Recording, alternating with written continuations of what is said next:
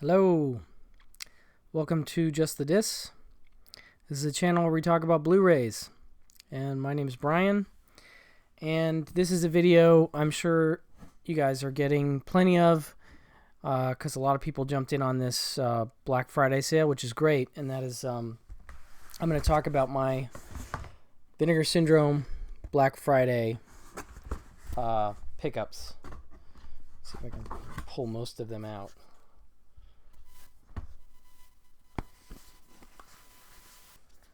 There's more than this, but this is kind of, whoops, this is kind of it.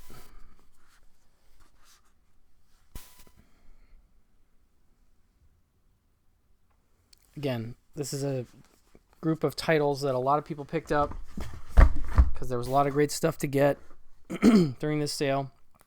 I'm just going to run through them real quick. Some of these I have actually checked out a little bit, so it's an unboxing, but also kind of a brief review, sort of, kind of thing. Of course, we have Beastmaster, which is a really great release, and I've just barely scratched the surface.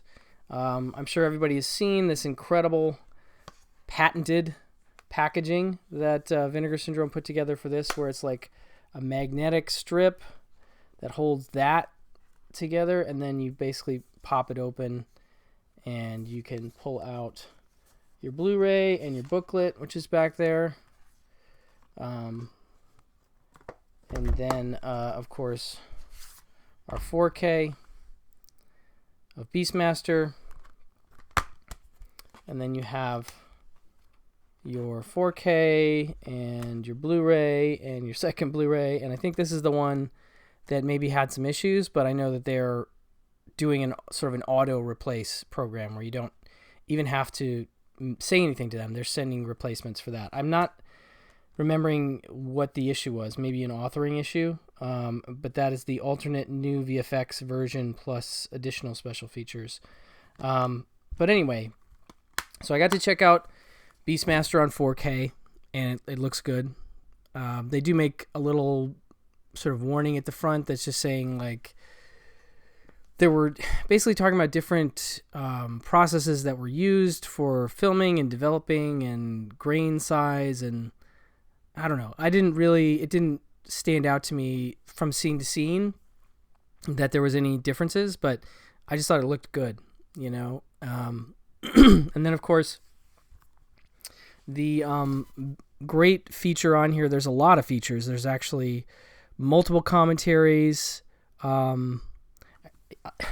I got to listen to, there's the original archival commentary track with Don Coscarelli and producer-writer Paul Pepperman, but I got to check out the new commentary with writer-director Coscarelli and Paul Pepperman, moderated by filmmaker Joe Lynch, who I think is a really great commentary moderator. He did a commentary on The Blob, the 1988 remake, the Scream Factory Blu-ray, and he's great because he's a big fan of the movies, and he knows his stuff, and he's just kind of geeking out, and I don't know, I just really enjoy his presence on a commentary track, and that was something I didn't even know was a thing, so I was excited when I was like, oh, Joe Lynch, nice. But obviously the big one for this is there's a 6-part documentary called The Beastmaster Chronicles, which is directed by Elijah Drenner, who is a great documentary filmmaker. I love his movie, You Don't Know, or, oh shoot, the Dick Miller documentary. Why am I blanking on it right now? I'll have to remember the name of it right now, but of course, in the moment, I forget. But anyway, he's a great documentary filmmaker, and he's done some other features along these lines. But this is one of the bigger ones that he's done recently, and it's really great because they talk to just about everybody that's alive that's involved with this production. Actors, plenty of Coscarelli and Paul Pepperman. There's, I'm trying to think, like, crew members, costume designers, animal trainers, anybody you can think of that was involved gets into this documentary, and That guy, Dick Miller. I'm so sorry. That's the what I was trying to think of. That's a great documentary, also directed by Elijah Drenner. Anyway, so the doc is in 6 parts, little chapters, and you can do a play all feature. And I want to say it's about 80 minutes, maybe somewhere between 70 and 80 minutes when you put it all together. And just a really nice retrospective.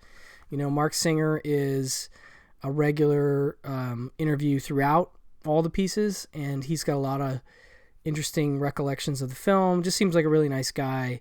And one of my favorite stories is about the sword itself and what happened to the sword. And anyway, it's a really good doc, and not surprisingly, they did a great job with this 4K, and it's definitely one of the best releases of the year.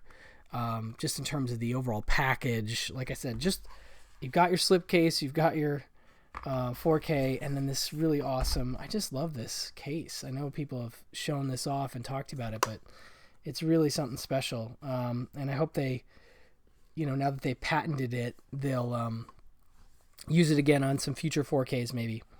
But Beastmaster did not disappoint thus far. Like I said, I still have some features to go through, but very much enjoyed what I was able to dig into from that. Next up, of course, Fade to Black. Vernon Zimmerman film from 1980. And, of course, it stars Dennis Christopher as Eric Binford, who is a movie obsessive, and I can certainly relate to that. He is a little bit out of touch and is having some trouble differentiating between movies and reality. And he works at a film company, like a film distribution company. So he kind of runs prints all over town and, works. This is back when apparently every distributor or every major distributor had sort of an office in all major cities, and they had warehouses where they would have prints that they would be circulating around. And I'm talking about 35 millimeter prints that were going to theaters, if you remember those, of course. And so anyway, he has this job, but he lives with his aunt, who is pretty mean to him, and was apparently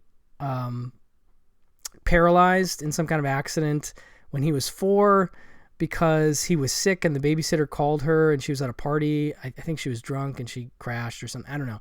Anyway, he meets a girl who looks like Marilyn Monroe and becomes obsessed with her, and sort of, I don't know, starts to drift further and further from reality and take on different characters from the movies, like a Dracula type thing and a mummy type thing, Hopalong Cassidy, and there's a few others. And so it's a dark, kind of sad, but very good movie with a good performance from Dennis Christopher at the center. And this is 1 year after he stars in one of my favorite films, Breaking Away, because this is in 1980, that's in 1979. And it's just really neat and interesting to see him in those two different roles. The role that he plays in Breaking Away versus this.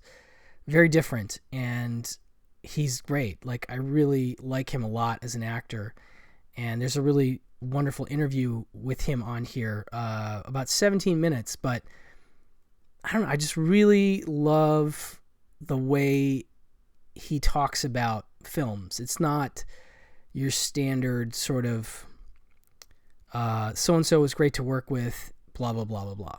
Just kind of, I don't mean to put down folks that answer questions that way, but sometimes it just starts to all run together, and I feel like he has a bit more, like, he's not critical, but like he's honest about it. He's honest about the movie, and he's honest about how he sort of helped creatively with it. And it sounds like he was actually involved much more creatively than I knew to be the case, in terms of some of the character stuff that he proposed.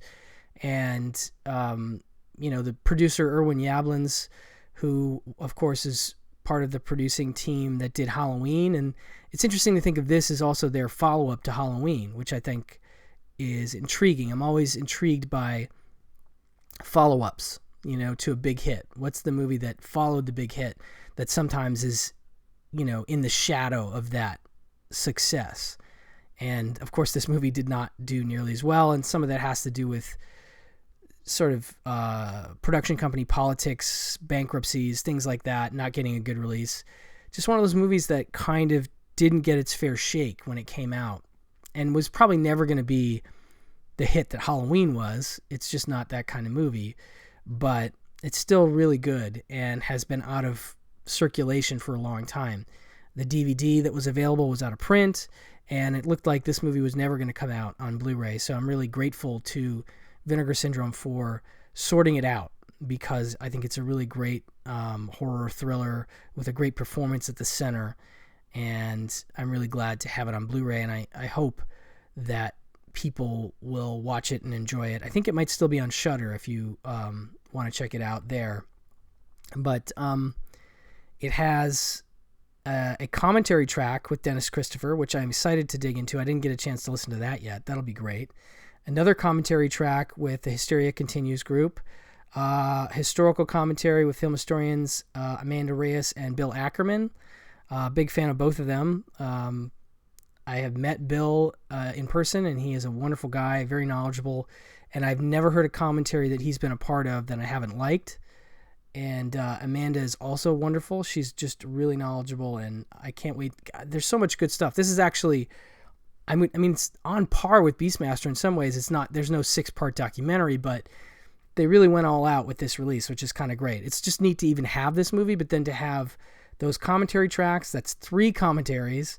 Then I said you have the Dennis Christopher interview. You have an interview with producer Irwin Yablans, which is really interesting because he's sort of a long time in the business kind of producer, and it's neat to hear him talk about his beginnings before he made Halloween, and how he worked with his directors. He sounds like a guy who definitely would insert himself creatively with some directors, and that could cause friction depending on the filmmaker. So that was interesting to see his take. I didn't get to watch the interview with special effects artist Wayne Beauchamp, and there's also an interview with actress Marcy Barkin, and an interview with composer Craig Saffin, which I'm very excited to check out, and an interview with editor Barbara Pockris, and an interview with stylist Patricia Bunch, and also an audio interview with actress Linda Carriage. So just a lot of people involved in this production talking about this movie. Again, because it wasn't available for so long, I kind of love when you get a movie like this, and this doesn't happen very much, where you get so much in the way of extras that you can get a bigger picture of this, until now relatively obscure film in context. I always love that stuff. So a really great setup and Blu-ray for Fade to Black. I also got the t-shirt that came with it. They a couple Fade to Black shirts. I just decided to go with this one, and I'm glad I did, because I do like this movie a lot. But very exciting. I would be happy with just those 2, but we got more. Next we have Silent Madness. Okay, I've got the flipped art there, and this is from 1984. It is a slasher film.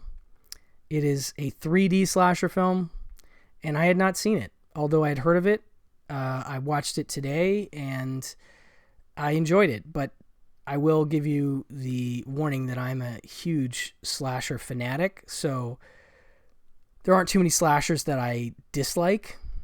It's just a genre that I really get into, and sort of a mental patient escape from a hospital kind of setup, and of course, as most people know, this one comes with the flat 2D and then the digital 3D version, as well as an anaglyph version, and it also has these anaglyph 3D glasses. And I a slasher movie in 3D, it's hard for me to resist such things. And I love Friday the 13th Part 3. Was so excited to get that on, Blu-ray 3D this year, and then to get this as well was just kind of an extra bonus. But like I said, sort of mental patient escapes, ends up at a college for girls. You can imagine that doesn't go well, right? But basically a lot of it is this female psychiatrist at the hospital where the guy was locked up, kind of trying to figure out what's happening. At the beginning, you have sort of some bureaucratic stuff like, we have to let some people go. We don't have the budget, meaning we have to let some patients out of the hospital. And then she finds that there's one, through some kind of clerical error, his name is very similar to the name of another patient, and he's released, but the guy in charge wants to cover it up, so he pretends the guy is dead, but she doesn't buy it, so she tries to investigate on her own and ends up running into him, and it's, it gets complicated. But, it's fun, and it's, it's not groundbreaking or anything, but it's a slasher that I enjoyed, and seeing it in 3D was pretty fun, because there are definitely some gags that play to the 3D. It wasn't quite as full-on coming at you all the time as Friday the 13th 3 is. No like juggling into the camera or popping popcorn into the camera, but there are definitely some weapon attacks that come right at the camera, and I always love that stuff. So I enjoyed this one. In terms of the features, there is a newly recorded commentary track with director Simon Newchurn, moderated by author Michael Gingold, and then a Hysteria Continues commentary, and then something called Method to the Madness, a 45-minute making-of documentary featuring interviews with the cast and crew, deleted interviews from Method to Madness, locations featurette, introduction by the director.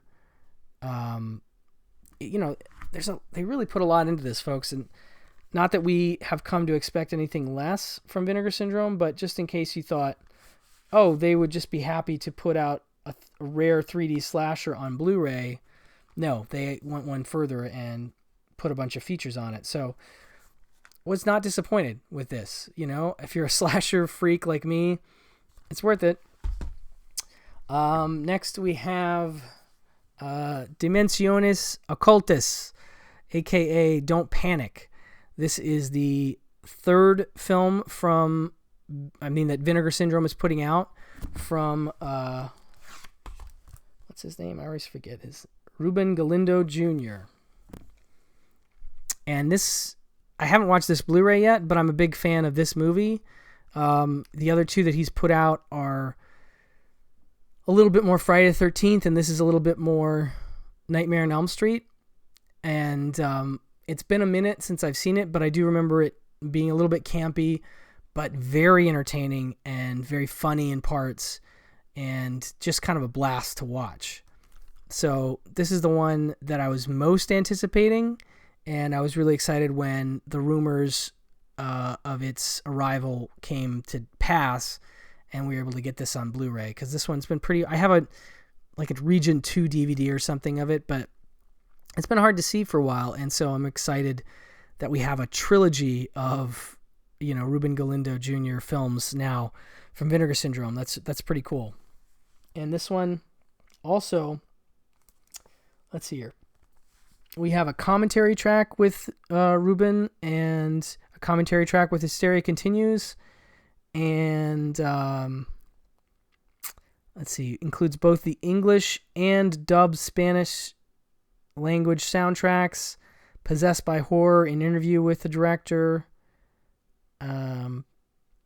So it's not quite as loaded as the other ones, but it is... newly scanned and restored in 4K from its 35mm original negative. They always do it right, That's why I love them. So I'm excited to watch this one. As I said, it's been a little bit, but I know I will be entertained and impressed with the presentation of Don't Panic.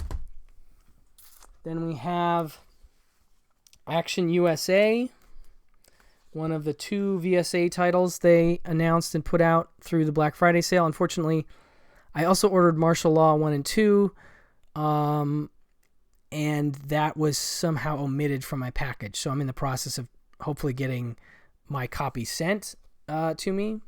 But this was a film I was aware of, but I hadn't seen for years. I think there was a VHS rip, maybe it was on YouTube, I can't remember, floating around, and I remember watching it and enjoying it. And then I rewatched last night, and it's just as entertaining, if not more, than I remember. It is directed by a stuntman named Jon Stewart. And here's what the back of the U.S.A. looks like. And then, of course, their classic U.S.A. slipcase. I love those. And it's...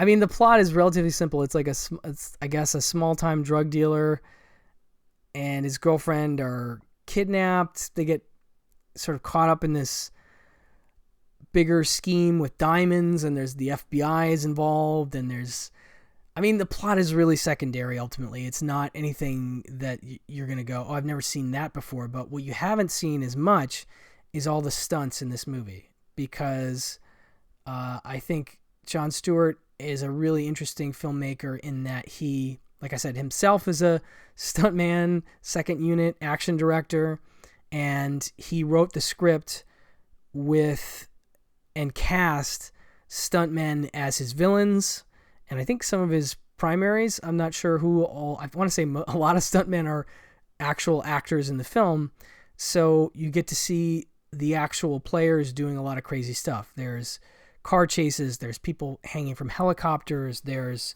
explosions, there's long high falls from buildings. The cover kind of illustrates a little bit of what you get. There aren't maybe that many explosions, but there's some good explosions. So it's just a really fun late 80s action movie that has been, I think, lost because I'm not sure how great a VHS release it got. I'm not sure how great a theatrical and cable release it got. It just doesn't sound like, based on one of the interviews that's on here that I did get to check out, is a Q&A with Jon Stewart done by Brian Trenchard Smith. And that's great because obviously Trenchard Smith is an action director himself, stunt rock, Man from Hong Kong. I mean, he's done a ton of great action movies, Death Cheaters. And so it's great to hear them sort of talk about, just talk shop about doing action scenes. Like, how do you light your actors on fire? Oh, we use the gel, and then problems with the gel. And God, it was a lot of fun to hear them talk. But it's just sort of a really cool, not lightning in a bottle exactly, but basically he didn't have a huge budget. I want to say it was less than $500,000. And he had originally conceived of it as being a movie that would take place in and around Los Angeles. And he ended up filming in Waco, Texas, which turned out to be a great thing for the movie because he got basically the full cooperation of the city to kind of go nuts, shut down freeways or whatever. I mean, I don't know if he shut down freeways, but he did get some help from the cops, and they kind of let him do whatever he wanted. And the movie is all the better for that. So I think that's kind of neat. But again, writing for stuntmen as your villains is a great idea, and it does allow you to do some really cool stuff with your actors that stands out. It always stands out when you see the actor and you can tell it's them really doing a dangerous stunt, like hanging out of a helicopter or whatever it might be. And so this one's really a lot of fun. And it is newly scanned and restored in 4K from its original 35 millimeter camera negative. So it looks good. I mean, the copy that I saw years and years ago, not even close. It's just no comparison. So this is really a gem, and I'm really excited that they put this out. I'm really excited it's part of the U.S.A. line. I think it's one of their flagship titles in terms of the fun action movies they've put out through U.S.A. And it also has a group commentary with Jon Stewart, cinematographer Thomas Callaway, actor Gregory Scott Cummins, and filmmaker Steve Latshaw, and something called Lost Gem, an interview with actor Gregory Scott Cummins, and then a newly created theatrical trailer. Because I don't know if it had much of a theatrical trailer. I don't know what the deal was with that, but very enjoyable 80s action movie. If you're into that sort of thing, this does not disappoint. We're talking a lot of fun. Even if you don't recognize a lot of the actors, although there are some names in here, you have, some folks like William Smith, Ross Hagen, Cameron Mitchell, in smaller parts. Like, they're not necessarily doing the big stunt stuff, but they're in the movie and they're always a lot of fun and bring some sort of extra gravitas, if you will, to the film. And so this one, very worthwhile. I can't wait to check out Martial Law 1 and 2 whenever I hopefully get those. I have not seen either of those films, so that's exciting stuff. Next we have Forgotten Gialli Volume 2 in this wonderful case. I really like these Vinegar Syndrome cases. They're really great how they slide on and off, and then you have your films inside. So we have Girl in Room 2A, we have The French Sex Murders, and we have My Dear Killer. Now, I've heard some people say that this is overall a better group of films than the first set, which, by the way, I have also. And I don't think I've seen any of these. So I'm excited to dig into them. If I'm being honest, Giallo is not my genre. Like, I like it, and I have many on Blu-ray, but I've also come across a bunch that I don't find to be, let's say I find some of them a little boring, if I'm being completely straight with you. And so it's always kind of a gamble when I dig into Giallo films, but I have high hopes for this set. I mean, these are all newly scanned. Dear Killer is in 4K, French Sex Murders 2K, and Girl in Room 2A in 2K, all from their original camera negatives. And, ooh, look at that. French Sex Murders commentary with Kat Ellinger and Sam Deegan. That's a 100% win. As you know, if you've been watching this channel or listening to my podcast, Just the Dis, you know that I'm a fan of both of those ladies. And then this one, Girl in Room 2A, has an audio essay by film historian and critic Rachel Nisbet, who I'm a fan of as well. And she is definitely an expert in this sort of film. She knows her stuff, and I'm very excited to hear her thoughts on this one. I'm trying to think if there's any other... there's definitely a few other extras on these, but anyway, I'm not going to go too deep on them. I didn't get a chance to watch any of these yet. I'm excited to, but I do love these cases. I love to hold these... I love to hold these cases. I know that sounds weird, but if you've ever held one, they are smooth and a little bit raised, and I just love the design of these boxes. They're just so beautiful. So anyway, I had to go ahead and get Volume 1, and I had a couple of the films just without the box, but the box is so nice, I just had to get the whole set in the box. I have not seen Trauma. I have seen The Killers 1 of 13, and I like that one quite a bit. It's a Spanish...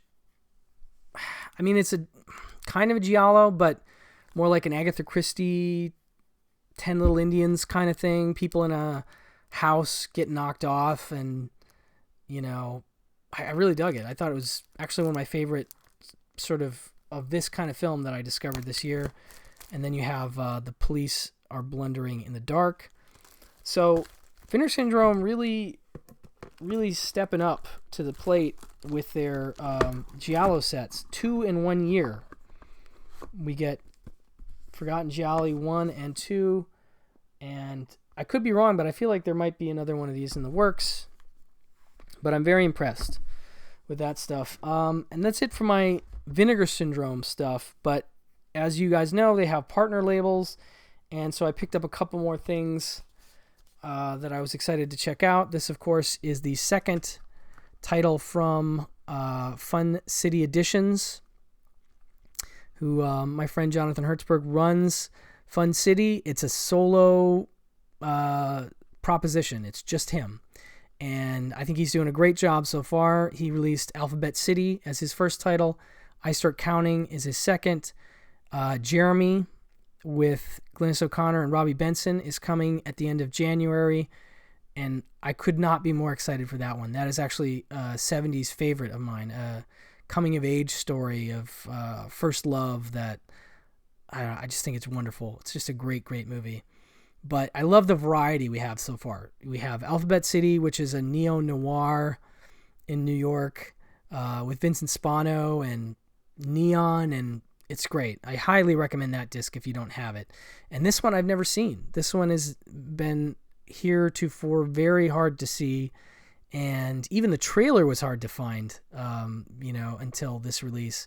So this has Jenny Agutter in it, and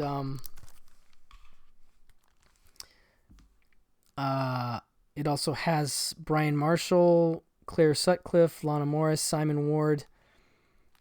And all I've heard is it's a psychosexual thriller. There may be almost some slashery elements to it. I'm not going to read the back because I actually kind of want to just watch this one cold. I don't know too much about it. I am excited that it is a new 2K restoration from the 35mm interpositive. And in talking to my friend Jonathan about Fun City's approach, I think he has made a point that his releases are going to be new transfers. He's not going to recycle old masters. I mean, obviously, I've just got done talking about Vinegar Syndrome, who never does that. But there are some labels that do. They will. It's expensive to put out a Blu-ray, and to do a new transfer just adds so much more money to your bottom line. But I think he just appreciates, as a collector himself and understanding the collector mindset, that you want to have a new and good-looking master on a Blu-ray. You don't want to buy the old, master that was done 5, 6, 7, 8 years ago, So we're getting new transfers with all the Fun City Edition titles. So that is something I always look forward to. This also has a newly filmed interview with actress Jenny Agutter. That's another thing I think Jonathan told me he wants to be doing, is really trying to go for the big swings in terms of the extras, trying to get any of the major players that are still involved, still alive, to be interviewed as much as possible. And while I appreciate getting anyone and everyone you can from a production down to cast and crew members, I like it when you have that combined with some major actor also. So I think he's going to focus more on trying to get the big players. So getting Jenny Agutter, who doesn't do a lot of interviews, like she will show up occasionally, for certain things, but she doesn't do a ton. And so I'm looking forward to seeing her thoughts on this once I see the film. And then I really am excited about the newly recorded audio commentary with film historian Sam Deegan. She keeps coming up. I had an episode of Just the Disc with her on it. I think I mentioned that at some point in one of these videos, where she talked about some of her favorite Vinegar Syndrome titles. And I do recommend you go check that out because she knows what she's talking about. And it was a lot of fun to talk to her on the podcast. This also has a new video essay by filmmaker Chris O'Neill, who is becoming, I think, a regular part of the Fun City Edition releases. He does these great. They're short. I want to say they're less than 7-8 minutes. Usually, I don't know how long this one is. But, they're giving you some further context again, some thematic links or some visual links, just dissecting the film in some way. And I really enjoyed the one he did for Alphabet City. So I'm looking forward to his work on this one. And then last but not least, this is one of the new titles from AGFA, apparently for adults only. And I don't know this movie at all. It's called Shemob. And I don't know what I'm in for, honestly, folks. This could be, I have no idea what's happening. But if it's AGFA and it's something weird, I know it's going to be interesting. And they have yet to put out a title that wasn't in some ways memorable. You know, they don't put out movies that everybody knows. They're really like Vinegar Syndrome and Fun City for that matter. They're really unearthing movies that have often not been heard of, maybe ever. But Shemob, it says, shot on the sweaty back roads of Dallas and Waco. Shemob is an underground miracle that feels like an alt-earth Faster Pussycat Kill, as realized by a young John Waters. I don't really need much more than that. I'm into it. I'm down. And then, of course, one of the things that AGFA does that I like is they'll often include a second feature. Some of these films run pretty short, and so they will throw in a second film, and that one is called The Girl from Pussycat. Shemob is from 1968. Girl from Pussycat is 1969. It says Girl from Pussycat shot in New York with the crude experimentation of an early Andy Warhol film. Girl from Pussycat is a fascinating outlier in the world of underground exploitation. The movie follows a girl gang of social and sexual anarchists as they have orgies, get stoned, rob banks, and torture men by jamming their fingers into toasters. Okay, I'm down for that. But again, AGFA is just sort of a reliable, in a certain way, reliable company that's putting out good stuff. And I just have always kind of got an eye on what they're doing, you know? Always curious about the next AGFA release. And since Something Weird is basically going away at the end of this year, in terms of the actual discs, hopefully folks are aware that Something Weird has been doing this long time mail order business where they will do burn on demand discs, and they have a catalog that's incredibly deep, but they've started to license things out to other labels like AGFA. Now they have sort of a partnership with them, but that has meant, well, they're not, the two things aren't connected, but basically at the end of 2020 they will stop sending out the made-on-demand DVDs. I think you will still be able to buy from their impressive and elaborate catalog digitally, like they have digital files for a lot of their stuff, but I think the made-on-demand DVDs will go away. So I think we're going to see more Something Weird collaborations with AGFA and with, you know, maybe Arrow Video. I'm trying to think who else they've collaborated with, and of course I'm blanking right now, but they're always intriguing. It's really off the beaten path stuff that Something Weird has curated, and I don't know. These days, I'm always down for something a little strange. So anyway, this is my